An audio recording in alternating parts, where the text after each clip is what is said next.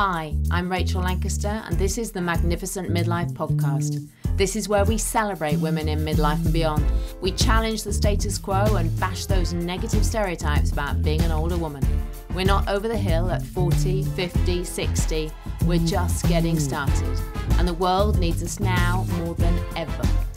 I'll be talking all things midlife, about issues that matter, and sharing fabulous stories of amazing women doing very cool stuff. Now's our time.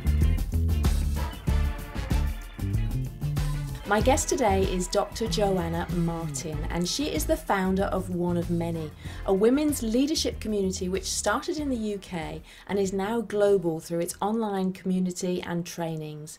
She was a medical doctor and also an actor before she found her mission as a coach, helping women to lead.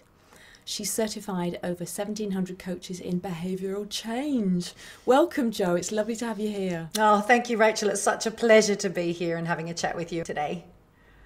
I'm very excited to be talking about the whole concept of women's leadership. And that was really why I wanted to have you on here, because I'm passionate about getting more women into positions of leadership as well. So first off, tell us about One of Many. What is it and why have you made it your life's work? Well, One of Many is, I guess, the way I think about it in my heart is a safe place, a safe space, a safe community for what I call grassroots women leaders. So these are women who don't necessarily have the title CEO or don't necessarily have the title as politician or community leader, although some do, absolutely. We have a number in our community.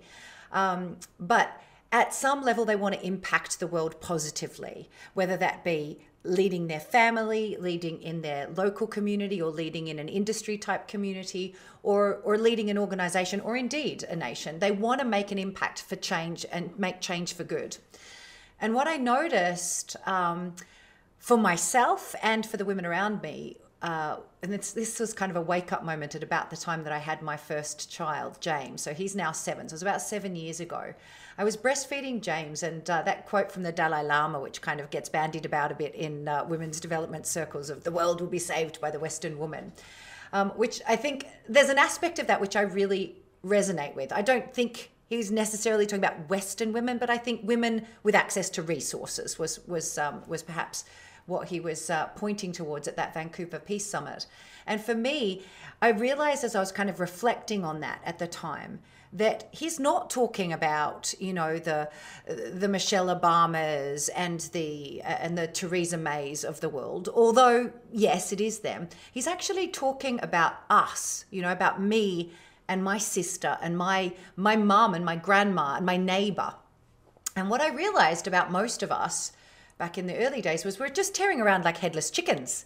You know, we're trying to juggle the everyday, and in an effort to get the everyday juggle sorted, we don't ever have anything left over for these causes which really get under our skin. You know, a lot of us have causes and things that bother us that we want to fight against, or that we want to make change with, or that we care deeply about.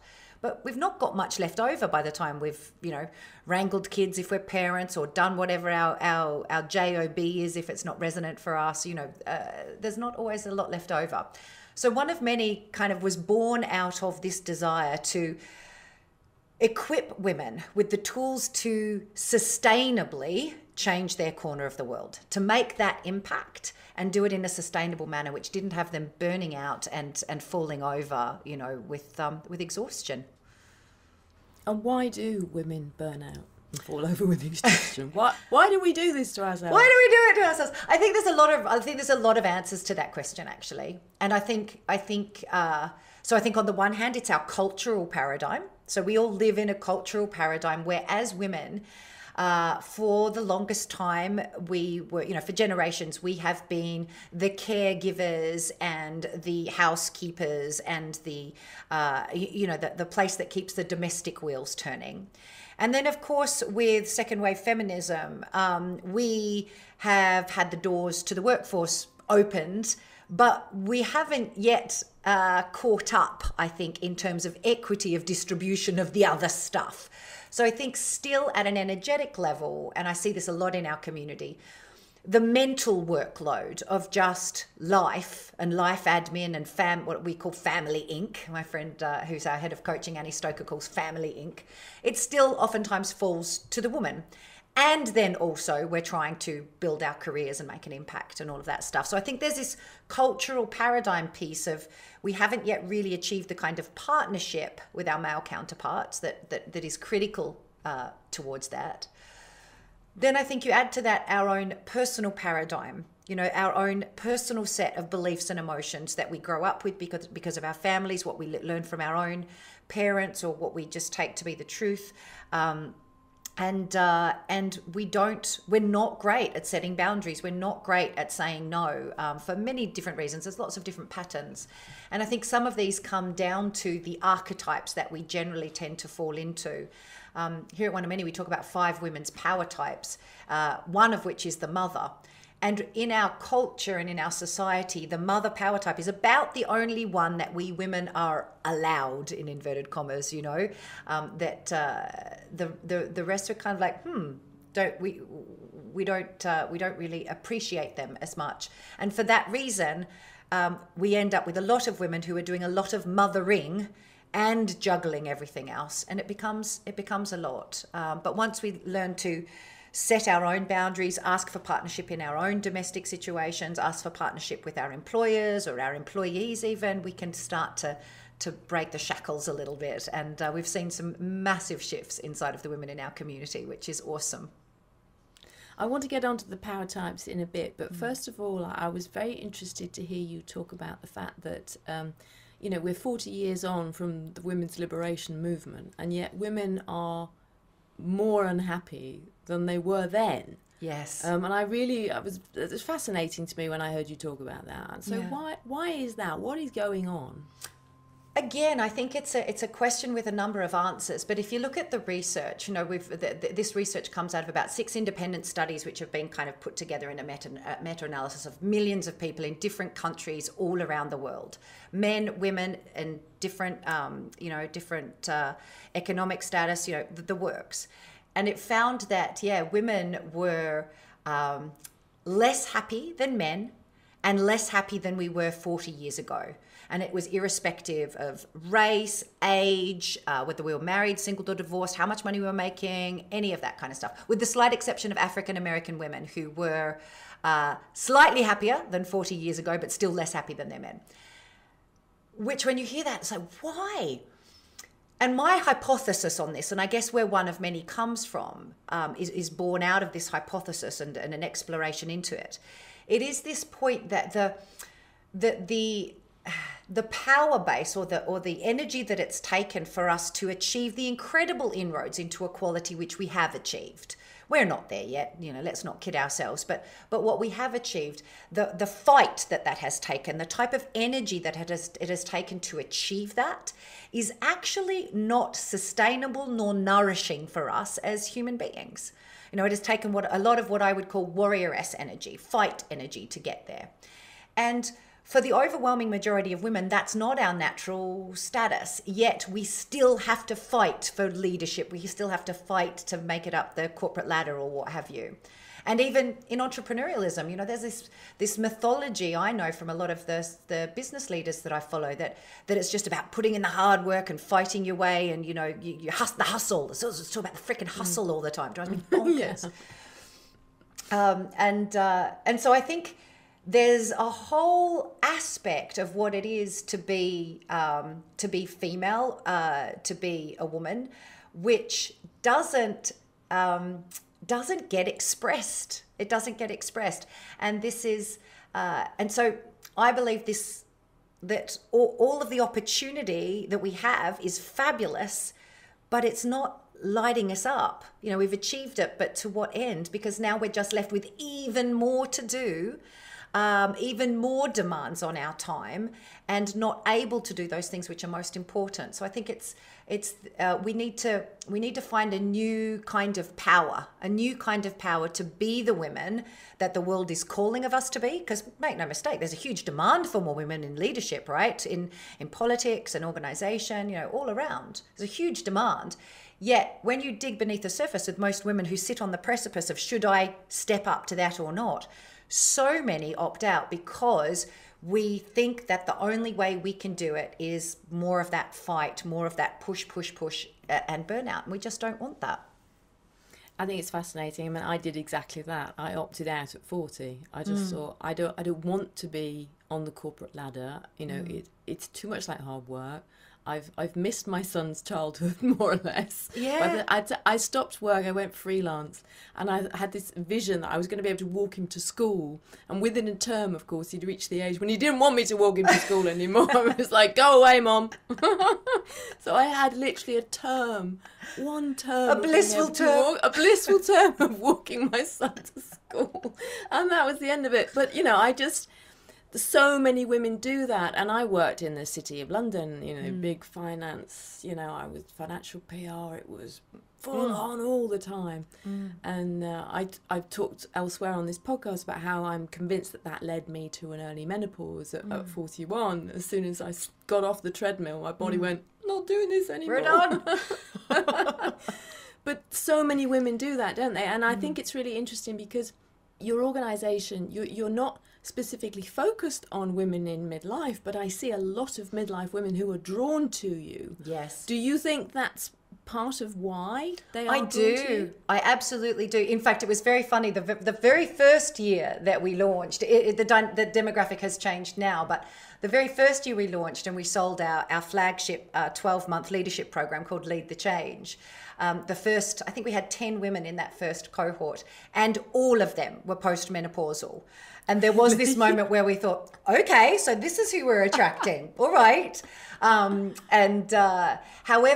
that has shifted quite dramatically over the years. And we are now getting a lot of, but certainly midlife women, certainly midlife women with, I guess, yeah, we get a few in their late 20s, early 30s who are often those millennials that are kind of on the brink of burnout because they are on the fast track inside of organization. We do get a small category there, but then the overwhelming majority are women who have had that experience where they're juggling and at that moment of, do I step up into this promotion or do I not? We have women who are about to be made partner at one of the big four or something like that, and then think, hang on, I'm not going to do that if it's going to mean risking my whole family and my well-being. So we do tend to attract a lot of women who are at that point of stepping up and wondering, what? Or women who have, their kids are now growing up and moving on, like either because they've reached significant school age or moving on, where that empty nest moment where they look around and go, so what was that all for? Who am I if I'm not all of that? So there are these kind of transition moments that happen, for women, and a great majority of women do find us at that point to navigate and rediscover who am I, what's important to me, and how can I express my leadership, express my impact without burning out. I don't want to do it that way again. Or some women have never done it that way, and that we also attract a subset of women who. We certainly attract a lot of superwomen, women who are on that race. But we also attract anti-superwomen, women who are often the daughters of superwomen, or friends of superwomen, or sisters of superwomen, who are like, if that's what leadership looks like, if that's what impact looks like, I don't want a bar of it. So we get a group of women who are like, there's got to be a gentler way, perhaps here, where I can still impact, but not do it in that exhausting kind of capacity. I'm so excited by this whole concept of feminine power, and I absolutely agree with you that the world is desperate for more women in positions of leadership. Yes. I did a podcast, a solo one a little while ago, and I talked about, women generally, we don't start wars. It's as fundamental as that, Perhaps Joan of Arc went to war, but that was a very long time ago. Yeah, yes. We don't do it, do we? No, we really don't. We really don't. I think it takes a hell of a lot of energy to create a human life. I think we have a little bit put it more, it's in our DNA to preserve it, perhaps. We give it perhaps a higher, I don't know, that's a blanket statement. I don't think we necessarily value life more highly. But there's something about that, I think. Of course, not all women are mothers, but there is something in that bearing a child and bringing it through the gates of life and death, into the world, that I think sticks in your soul and sticks in the DNA and we inherit from our ancestors this piece. We really, you're right. We don't go off to war. We want to work out a more collaborative way. Exactly. We're about consensus, aren't we? And actually, whether or not we have children, we still have that innate sense within us, as you say. We inherit it from our ancestors. Yes. In terms of how we want to engage with the world and Yes. engage with other people. Yeah, absolutely. And I think this is I think we're at a really critical and exciting time right now, because when I first launched One of Many, coming up to 6 years ago now, and I'd done a lot of coaching, and I'd done some specific stuff in the women's space before, but One of Many itself was launched just over 6 years ago. And at that time, when I started talking about what we refer to as soft power leadership, because a lot of people say the word feminine and they go, oh, I don't want to be feminine. And I was one of them, right? I equated it with, with the blonde, stereotypical kind of girls that I went to school with, who I'm like, if that's what feminine looks like, I don't want a bar of it. I was a Blunston boot, jogging bottoms wearing university attendee. Don't you think I'm a woman? I did not want to be. I did not want to be feminine at all. And then I was surprised that no blokes found me attractive, Rachel. It was very confusing for me. But it was because of what feminine meant to me, and feminine meant weak. It meant weak. And I know I'm not alone in that. A lot of women, as they come into our community, you say the big F word, feminine, and they're like, no way. I don't want to be that. But as we kind of explore into it, we discover that there's a much wider experience of what feminine can feel like and be expressed as than that kind of one little bandwidth that we get exposed to through the media. And I'll often say talk about the power types, which I know we'll get onto. All 5 of them are feminine, and all 5 of them are strong, and there's a depth to that strength and a deliciousness in the way each of them expresses themselves.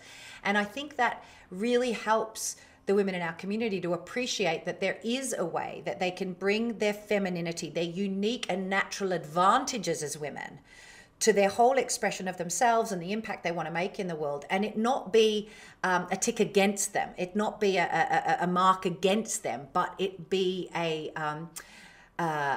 very powerful and impactful enhancement of what they can offer into the world.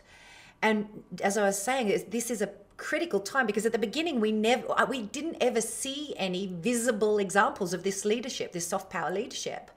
But now, and especially during the COVID pandemic, we have seen some beautiful examples of what I would call soft power leadership.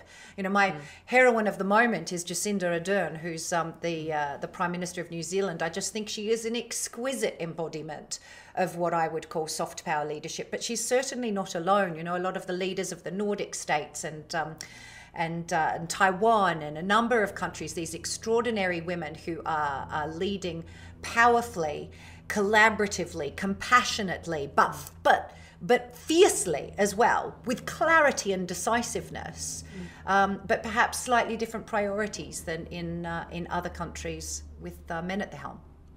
And there's that wonderful photo that's doing the rounds on social media, isn't there, with the comparison of which countries are doing rather better with COVID.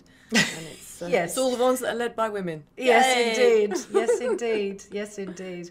I think there's something to that. I think that tendency towards collaboration, that tendency towards community and the greatest good for the greatest number, and also partnered with the willingness to make unpopular decisions. Because quite frankly, if you're a woman leader of a country, you got there by making some unpopular decisions along the way. You had to, because the status quo is white male leadership, right? So you had to do some different things. So you're okay with perhaps, but there's this funny thing that women are not okay with risk taking, but I would say we probably are a little better with calculated risks, because in order to get into leadership, we've had take them, make them be quite strategic and thoughtful to get into these, very senior leadership positions, certainly. So tell us about the other power types. I particularly like, I have done the test. I would recommend that everybody listening goes and does the test. Oh, yes. And, so I know what mine are, my top ones. But tell us about those and why. I found them very interesting, as you say, because they allow us to tap into different elements of us as women and then, cultivate those particular things. I think it's absolutely. Yeah. So one of the key tools we have are these 5 women's power types, and they show up in a lot of our tools inside of one of many. We express them and utilize them in different ways. But effectively what they are archetypes. And archetypes were first talked about by Plato. Jung developed them a lot. And we've selected 5 archetypes to call what we would call power types. And our philosophy on it is that if a woman has access to these 5, she has access to the resources to face most challenges and opportunities that life would throw at her. It's a very broad base. So the 5 that we talk about are the warrioress, which we kind of hinted at earlier. Warrioress is that youthful, energetic aspect of ourself. She's the defender of boundaries. She fights against injustice. I often think of, the freedom fighters and the campaigners and the protesters. She's the one who, when she sees an injustice on public transport or in the boardroom, has to speak up and say something. She just won't take it lying down. Or often very physically active as well, and very, even if she's in her 80s, still very physically active. So that's warrioress. We then have the mother power type, which we've also spoken about. Mother is one that a lot of us can relate to and appreciate. Then we don't have to be biological mothers to have strong access to mother power type. In fact, it's often, and what I've noticed in our community, it's often women without children, I think, have a higher predilection for what I call overexpressed mother power type than perhaps even those with kids. Just anecdotal. I haven't dug in on the research yet, but it does fascinate me. I think that's probably because they have more capacity to share that element of themselves. It hasn't all been sucked dry by the children. Yes, I think you're probably quite right. Absolutely. And so mother is that center of unconditional love, nurturing. In the corporate world, we bring it out in our coaching and the way that we might lead teams and take care of our teams.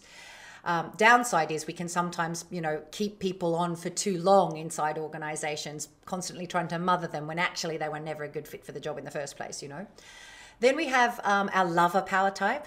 Now, lover is, of course, the center of our sensuality and our sexuality. But more importantly, for a lot of the women in our community, or maybe not more importantly, certainly a lot of them could really do with a good dose of intimacy in their lives. But perhaps more importantly, at the first line for women in our community, she is also the center of self-care. She is the part of us that avoids burnout because she cherishes and nurtures and nourishes this body, this one vessel that we've been given. She's the one who beautifies our spaces and creates deliciousness in everything. We also have the queen. Now, queen is probably the one we most relate to from a leadership perspective, but actually we kind of need access to all 5 for leadership. But queen is that serene, graceful, decisive. She can see the vision for her entire realm. She's great with structure. She seeks counsel, takes advice. Doesn't do guilt, not afraid of making the bold choices and decisions, and provides sanction and blessing for those in her realm. And then the sorceress. And sorceress is sometimes that's a bit of a trigger word for people because they associate it with Sleeping Beauty and the 13th, one that didn't get invited to the christening and all that kind of jazz. But we deliberately chose the name sorceress because she is the aspect of ourselves that connects to whatever we define as source. It could be God, goddess. It could be our higher selves. For many women in our community, it's just nature or just a sense of purpose or meaning. It's we have a scientists who are like, it's quantum physics. That's that kind of the unknowable thing that I just am fascinated by, And so if we can access each of these, we all have one or two that are relatively stronger for us, and that those which are we have less access to. And what we notice is those we have the least access to will indicate the kinds of challenges that often show up for us, as do our primaries. Whichever ones we most rely on have their own set of challenges that can come. So it helps us to understand the landscape of challenge, but also it helps us to understand the landscape of strength that we bring to our own leadership positions. And when I say leadership, I mean, whether it's your parenting, whether it's in your church group or community group, or whether it's inside of organization. So understanding your women's power type profile can be a real breakthrough in appreciating and then nourishing your strengths, but also gives you, I guess, a growth plan for those to enhance so that you can bring a more complete conscious leadership. No, it's really interesting. I think it's absolutely fascinating. What has been the secret sauce, do you think, between the success of One of Many? Do you know, that's a really interesting question. This is going to sound ridiculous, but I truly believe that One of Many is an entity which exists independent of me, or it's not like my idea, right? It's this, she's a thing, she's a beingness in the world. And she has her own purpose, and she's on a path, and she's wanting to achieve women's empowerment, the world over. My job as CEO is to listen in to that and to run like crazy to keep up with what she's asking for, and then our community.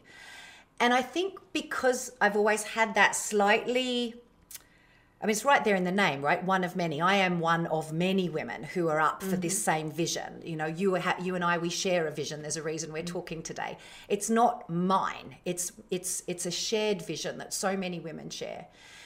And I think for that reason, it's the community. The magic of One of Many is this incredible community that feel they own One of Many more than any CEO, shareholder, anybody could. It's their community. It really is. It's our community. It's our shared space. And I see the women in there be so fierce in defending their space and and having it the way they want. And I see them being so generous in the sharing of it. And I think it's because there is this shared ownership. It's beyond ownership. It's more partnership with the energy or the purpose of it, which we can all relate to and tap into. There's something magical about it, which if you asked me to go and recreate what we did in some different industry or in some different topic, I don't think I could, because it's just one of those uniquely special things which has been deeply energized by our first cohorts coming through Lead the Change, our first cohorts who came through our certified coach program, and these amazing leaders we have inside the space. We're just so lucky and blessed in the women who've stepped up and said, I am one of many, and I think that's it. We really feel that, all of us, deeply. Yeah, it's very, very powerful, I think, when women get that sense of coming together in community, and we really can change the world, can't we? I genuinely believe that. I truly do believe it. And I see it as well. Some of the initiatives that have come out of our programs, I sit there and I'm blown away. We tend to attract a lot of women, for example, who work in the NHS, high burnout rates, women who deeply care. That's the recipe for women who usually find us. And I went and saw Adam Kay, the author who wrote This Is Gonna Hurt. Fabulous read, triggered a bit of PTSD in me, being an ex-junior doctor myself, but an amazing read about the experiences of a junior doctor, and a comic read. And I went and saw him in person, and as I came out, I just thought, this is crazy. We've got a community of women who want to change the NHS in our community, and we're not talking to each other about that. So I put a post into our group, and I was a bit daring, and I said, come on, you ladies. There are so many of you in here who have individually had conversations with me about the fact that you want to have a positive impact on the culture of the NHS. This is your time. What you going to do about it, And I just kind of prompted that post. And then a bunch of them went, oh, yeah, I'm up for that. And a little group was formed, one of many NHS women. Then out of that has come the most extraordinary initiative, which started as an idea to take coaching programs into the NHS, but then COVID hit. And they reprioritized very quickly. There was a small steering group, but supported by all of the NHS women in our community. And they very quickly created a website called firstyou.org. And First You is a space where employees of the NHS can go, and depending on their kind of needs, whether they're red, like critically mental health issues, orange, I need some kind of support, green, I just want a bit of inspiration, they can go and get access to so many different support things that are out there, but there had never been any centralized resource. So someone who's sitting, they've just finished their shift in emergency and are on their knees and don't know where to turn and doesn't feel like they can go to their boss because they're the same, can go to the website now and find what is out there to support health professionals. And they got this done in such a quick time, all, volunteer, all as a charitable kind of, all self-funded through the community. It's been extraordinary to witness. And this is just one of many projects that have come out of, we've got the one of many in Women and Environment group is now starting. And there's lots of other little subgroups. We've had women who've come together to support women in detention centres and, shelters, women's shelters, and all sorts of things over the years where women have gone, this really matters to me. Who'd be up for supporting me? And they make such huge change. And it's really humbling to see this happen alongside, and all of this is happening alongside women who are working full time and often have families as well. It's not like everyone's sitting around twiddling their thumbs going, what shall I do with my extra time now that I'm, a woman of leisure? None of them has any time. And yet they are the ones to make the change. It's incredibly humbling to see. Well, it's that classic thing, isn't it? If you want something done, ask a busy person. Yes, exactly. That's often very true, isn't it? So I know you've had a number of careers before you did this, and you've talked about, you were a doctor, you were also an actor, but what specifically did those bring to what you're doing now? How did they help you do what you do now? I think my medical degree helped me in ways that I continue to discover daily, actually. Or maybe not daily, but certainly frequently. The first thing I could only see about it after a while, because people are like, wow, you studied for 6 years and then, did some postgrad stuff and then just walked away. But that DR in front of my name, that has opened so many doors simply because of the cultural paradigm that we assume someone who achieves a medical degree is, can at least think their way out of a paper bag. So that has opened a lot of doors, and especially when I was younger, as a young life coach, as I first started out, that was always challenging. When you haven't had much life, you're less than 30 yourself. Being able to be a doctor opened a lot of doors, and I think that helped me. It helped people to trust me, which I think was a key part of it. What I'm most grateful for from my medical degree now, though, is I guess a sense of, I've always had this funny thing, because my parents were both pharmacists. My dad was a compounding pharmacist, though. So right alongside all of the prescription medications were the Chinese herbs and the homeopathy. So I've got this lovely approach, which I'm really grateful for, where I really get evidence-based medicine, and I get the necessity for that and the impact for that. But I also understand its limitations. I also understand that the scientific method is expensive and has to be funded by someone, and who funds it depends on what gets studied and all of that kind of stuff, right? So it's got limits. It's not the only model. And then there's the other side, which is the alternative healing and all of the energy medicines and all of that kind of stuff, which frankly is never going to get funded to have any great evidence-based medicine done, because who's going to fund that? Yet there is so much anecdotal evidence that supports breakthroughs and so on there. So the first example of it is in my kind of approach to healing and wellness. I've got a very full spectrum, I guess, appreciation, and that's kind of an example of a way that I think in general, irrespective of the thing, on any issue, I like to be able to see it completely from both perspectives. You know, I like seeing things, and not in both perspectives, but from multiple perspectives. And that has always helped, I think, in my abilities as a coach. And I don't do a lot of one-on-one coaching anymore, but you know, do a lot of group coaching inside of the work we do and facilitation at our retreats.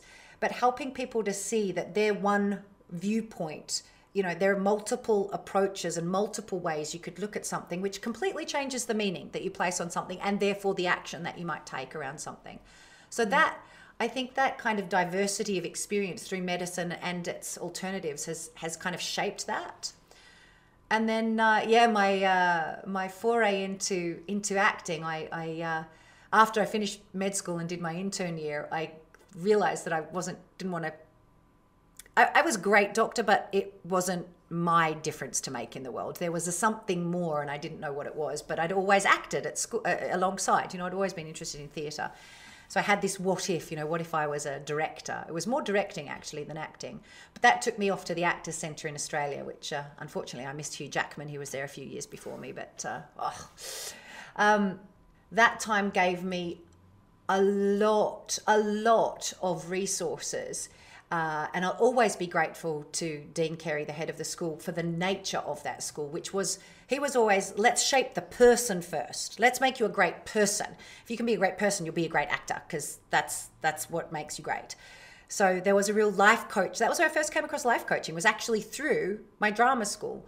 And of course, all of the ability to tell story and all of that kind of stuff helps when you're on stage in front of 3,000 people at a time, you know.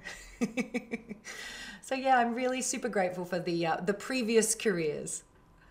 And what was it that enabled you to hone in on what you really wanted to do so early? Because I think, you know, a lot of women in particular, well, I didn't work out what I wanted to do until I was mid-40s, you know.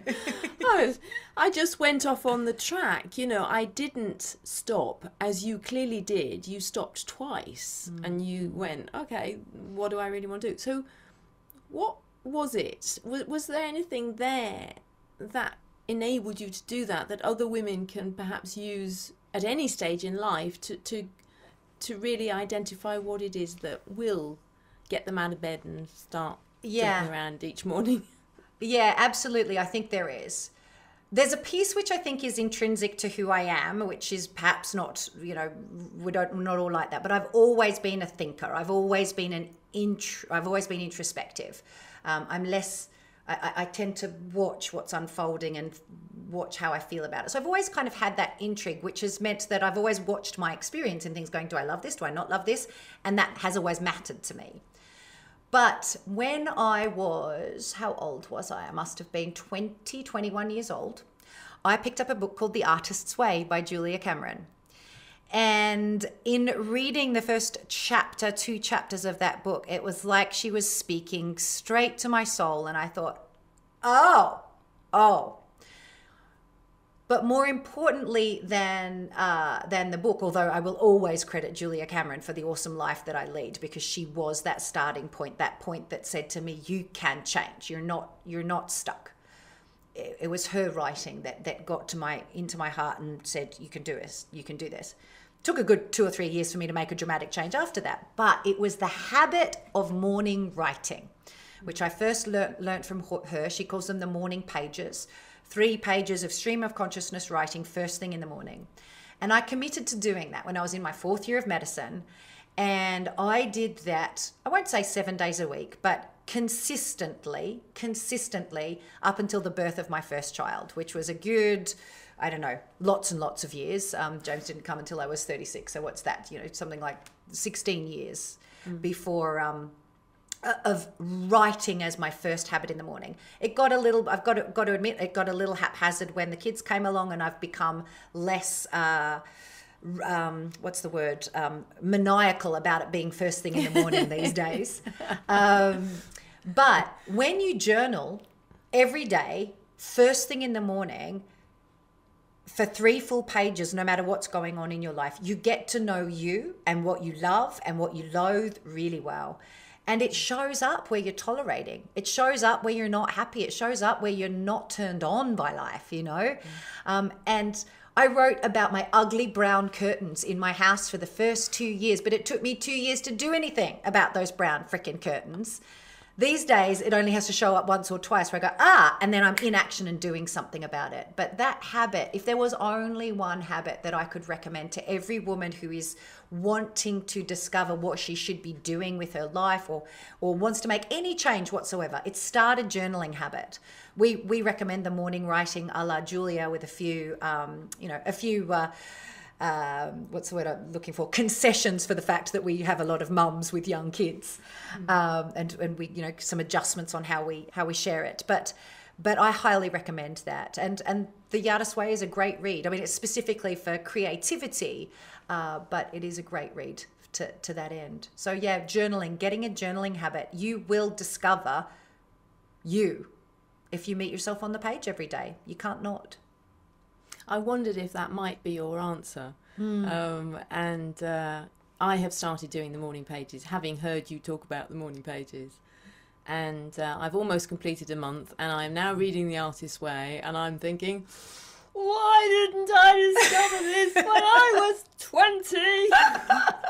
Honestly, I'm like, God, all these years, why? But better late than never, eh? That's exactly right. To quote Julia Cameron, I think, from The Artist's Way, someone said to her once, how old am I going to be? I'm 65. I'm never going to learn the piano. How old am I going to be by the time I can play the piano? And I think Julia said, well, the same age you'll be if you don't start learning. So you may as well start. Exactly. But my goodness, I do. I can see what a powerful tool it is. And I really wish, if there's I don't do regrets generally, but I think if anybody asks me now, it's going to be, I didn't start journaling until early I enough. was 54. Here's my note. There you go. You've got birthday gifts wrapped up for the rest of your life, Rachel. This is your journal. Do it every day, starting now. Yes, I know you're 3 and you can't write yet, but come on, start. Exactly. Yeah. Just give journals to everybody. Yeah. Okay, so this has been a wonderful conversation. Thank you so much. It's very empowering, but I'd love to know, what can women do to make themselves better leaders? Because often we're lacking in confidence. We don't think we can. What would be your advice to particularly women in midlife? Because those are the women listening to this, although it's generally for any woman really. How can we be better leaders? How can we step up? I think there's a number of things that we can do. One of the first things is what we were just talking about, is self-awareness. Get to know yourself better. Because my belief is that all of us are brilliant leaders. We just need to untether those things that don't serve our leadership. And so therefore it's those limiting beliefs that we have about ourselves, or I'm not good enough, or I could never, or leaders are some way, that kind of stuff. So if we can let go of those limiting beliefs or those uncomfortable emotions, that can make a real difference. So I think getting some personal growth aspect to your life, and it doesn't matter the methodology, obviously at One of Many we have a methodology around that, but a methodology for letting go of historical stuff which isn't relevant to you anymore. You'll flourish into who you are. That's kind of a key approach that we have. The second piece I would say is you need to hone your leadership muscle, not in terms of specific skills, I'm less interested in that, but in beingness. And that's where our 5 women's power types come in. Most of us spend our lives either in Superwoman or one of her cousins, the victim, the bitch, or the martyr, and we'll oscillate widely depending on when we had our last coffee or glass of water or decent night's sleep. Time of the month. Yeah, exactly, and time of the month, exactly. Although not for me anymore, you see, I don't have to contend these benefits, with that. That's right, Yay. That's right. So I think getting a relationship with our power types and doing those activities that nurture and nourish those aspects of ourselves is another regular habit that we really encourage in our women. And then in that foundation of power where you've let go of stuff that's not serving you, you're starting to hone the aspects of yourself that do serve you. Then it's the icing on the crown to start developing, those great communication skills, those great, how do you get people enrolled in a vision, all of those sorts of things. But for me, the skills, which is the stuff that's often taught about taught as leadership is the icing on the cake. What makes a leader is I don't believe it's born, not made. I don't believe that, but it is inherent and it can be revealed in anyone. But it's different work than learning how to put a pitch together, you know, totally different kettle of fish. So what have you learned about yourself from doing this? From one of many. Anything. I learn about myself every day, especially at the moment. It feels like I'm going at a rate of knots. I think this is one of the things I've learned about being an entrepreneur, being in business, being out there and wanting to impact the world. I have had to consistently learn about myself because my approach to leadership is remove that which is not serving. Every day I look at, well, what's holding me back and how can I let that go? And I think one of the things that's perhaps most recent for me in terms of my realization is getting some crystal clarity on what my real superpowers are, knowing what the skills are that I bring. And so when we've had to, you know, face the pandemic and make changes inside the business and support our community, rather than doing those things that perhaps other people might have done, I went back to what are my superpowers? What are my 6 superpowers? And how can I bring them to the space? You know, I've got an innate ability to create containers for change, to create safe spaces for change. It's one of the things I do beautifully. I love deeply. You know, I can fall in love with someone at a bus stop, and I can love, you know, really, really love them. You know, when you and an ability to land the truth in a way which is where people hear it.